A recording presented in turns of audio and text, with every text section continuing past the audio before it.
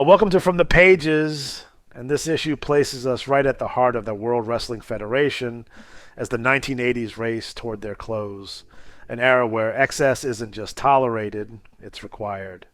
December the 1988 is WWF in full command of its image, its characters, and its audience. Bigger arenas, brighter lights, louder entrances, and a roster stacked with personalities designed not just to wrestle, but to dominate attention.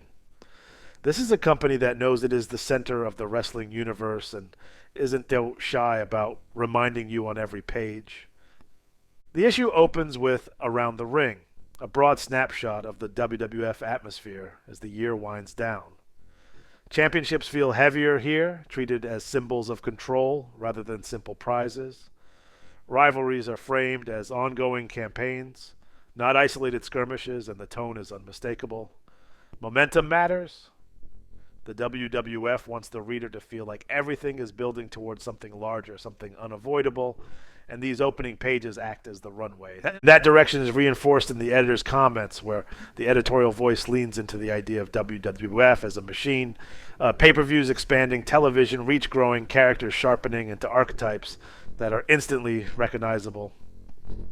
There's a confidence here that borders on swagger. The WWF isn't experimenting, it's refining. Every feud, every interview, every spotlight serves a larger brand identity. Fan forum shifts the spotlight to the audience itself, and the letters paint a vivid picture of late 1988 fandom. Readers argue passionately, defend favorites, question decisions, and sometimes clash with the very product they love. Praise and frustration live side by side, but the through line is the investment. And these aren't casual viewers. These are fans who feel ownership, who want to be heard, and who see the WWF as something worth caring deeply about. The feature section begins with a marquee WWF interview spotlighting the Big Boss Man, and the framing is deliberate. Boss Man isn't presented as a flashy superstar or a sympathetic figure. He's authority made flesh. The interview leans into his physical power, his intimidating presence, and the mindset of a man whose job is to impose order through force. There's a sense that Boss Man doesn't need validation from the crowd. His role is to dominate, to punish, and to stand as an immovable obstacle in the WWF hierarchy. Battle of the Titans revisits one of the most important tag team clashes of the year. The British Bulldogs versus the Rougeaus at SummerSlam '88.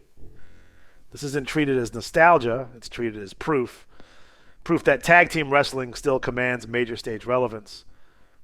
The Bulldogs' grit and resilience are contrasted against the Rougeaus' arrogance and bravado, creating a clash that's as much about attitude as it is about athleticism. SummerSlam itself looms large here, framed as a proving ground where reputations are either solidified or exposed.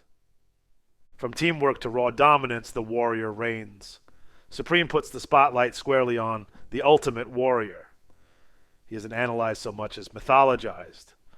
Warrior is portrayed as energy incarnate, unpredictable, overwhelming, and singularly focused on holding his championship.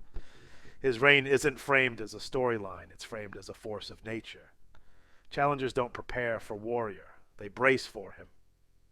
The build continues with the Survivor Series, presented through an exclusive pre-match lens that emphasizes the unique chaos of the event. Survivor Series isn't about individual glory, it's about endurance, trust, and survival under pressure. Teams are dissected, alliances questioned, and the looming threat of elimination hangs over every name mentioned. The format itself becomes the villain, unforgiving, relentless, and designed to expose weakness. Jimmy Hart's master plan pulls the focus to the mind behind the madness. Jimmy Hart is framed not as a loudmouth, but as a strategist. His targeting of the Hart Foundation isn't random, it's methodical. This feature reinforces the idea that managers aren't just ringside noise, they're chess players, manipulating outcomes and steering careers with intention. The tone lightens but doesn't lose importance with the WWF's sexiest wrestler. Poll results deliver surprises, spark debate, and remind readers that popularity isn't always tied to championships. Image, charisma, and connection matter. This feature doubles as fan service and cultural snapshot, showing which stars resonate beyond the ring. Hercules Will Not Be Bought offers a character-driven narrative centered on resistance. Bobby Heenan's failure to recruit Hercules is framed as more than a loss. It's a crack in the Heenan family's aura of control. Integrity versus manipulation becomes the story, and Hercules' stance positions him as a man unwilling to sell himself, even when the price is power. The departments deepen the texture of the issue. On the matte spotlights, Bad News Brown, reinforcing his reputation as dangerous and uncompromising. Newsbreakers delivers last-minute developments, keeping the WWF world in constant motion. Private Eye slows things down with a rare, quieter look at Randy Savage, offering insight without fully stripping away the mystique.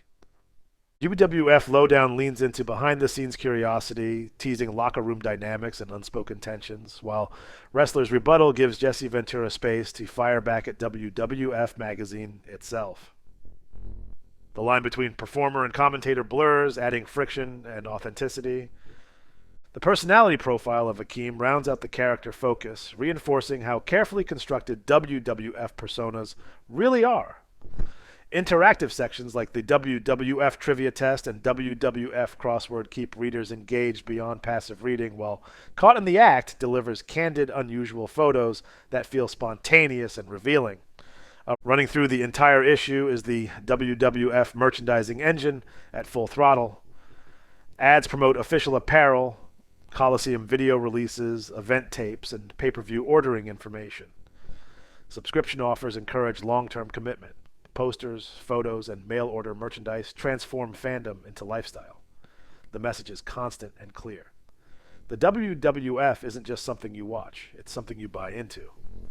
Taken together, WWF Magazine, December 1988, captures a promotion at the height of its confidence. Characters are larger than life.